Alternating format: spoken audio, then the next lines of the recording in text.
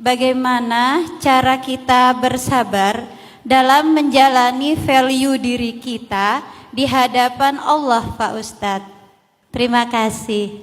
Orang yang sabar itu tuh dilihat dari di awal kejadian, seperti apa reaksi dia. Jadi kalau kita pengen belajar sabar, cobalah belajar mengontrol diri kita sejak awal kejadian. Kayak sabar untuk gak marah pas awal disakiti, atau awal kayak rame sama orang gitu, sama teman atau sama siapa, kita kepancing gitu, kepancing marah-marah. Terus nanti udah seharian, pas udah sore, ya udahlah sabar aja. Itu bukan sabar, itu sadar. Itu bukan sabar tapi sadar. Jadi nggak akan dapat lagi tuh pahala sabarnya. Dia cuma dapat pahala sadar. Sadar dalam bahasa Arab insaf, yang kemudian jadi bahasa Indonesia insaf. Karena kita nggak bisa bilang sod dan fa, kan kita bilangnya pa ya, bukan fa kan. Dari insaf jadi insaf. Udah insaf loh, gitu kan? Coba kalau di Arabin, udah insaf loh, susah, keselak nanti.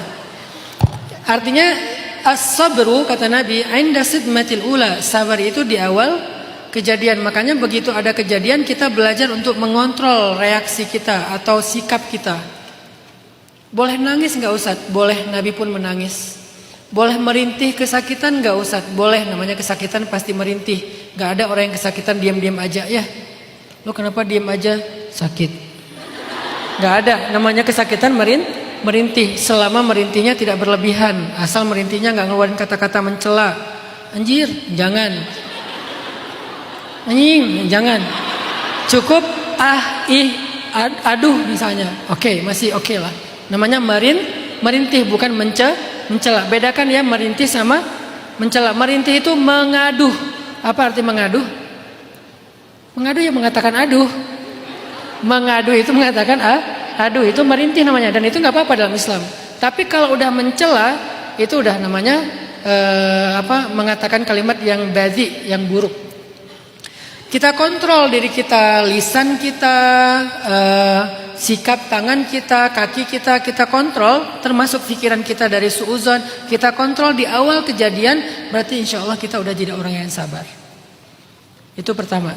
Yang kedua, gimana cara mengontrol semua itu? Kembalikan lagi ke firman Allah, orang yang apabila ditimpa satu musibah, langsung lisannya dia katakan inna lillah wa inna ilaihi rajiun sebelum dia mengatakan yang buruk-buruk. Jadi dia udah punya template nih. Begitu dapat musibah, sebelum dia mencela, mengumpat, mengatakan kalimat-kalimat kaget yang buruk-buruk, dia langsung spontan mengatakan innalillah wa inna ilaihi rajiun. Maka kalimat itu akan menguatkan kesabaran dia kalau dia faham maksud dari kalimat itu. Seperti pembahasan kita tadi, kita tuh bukan pemiliknya, ini semuanya milik Allah. Ya udahlah gitu. Kadang kita bisa sangat mengontrol diri kita terhadap musibah yang besar, tapi kadang kita kelepasan untuk musibah yang kecil. Seringnya kayak gitu. Makanya kita jadi tahu kan kelemahan kita di mana. Coba perhatikan di awal kejadian. Jangan nanti setelah seharian marah-marah di jalan, marah-marah di jalan, sampai di rumah astagfirullahaladzim, ya udahlah sabar aja. Enggak, itu udah enggak sabar, tapi sadar. Kita selama ini berarti lebih sering sabar apa sadar? Kita belum sabar, seringnya sadar. Delay, sabarnya delay. Sehari, seminggu, udah sebulan, ya udahlah aku sabar aja. Sebulan baru ngomong sabar. Selama 30 hari ngapain? Marah-marah di grup. Setelah 30 hari marah-marah di grup, akhirnya baru bilang, ya udahlah nggak usah dibahas lagi lah, udahlah. Itu bukan sabar, kamu baru sadar setelah 30 hari. Jadi latihlah kesabaran di awal kejadian. Salah satu template melatih kesabaran itu adalah dengan mengatakan inna lillah wa inna ilaihi raji'un.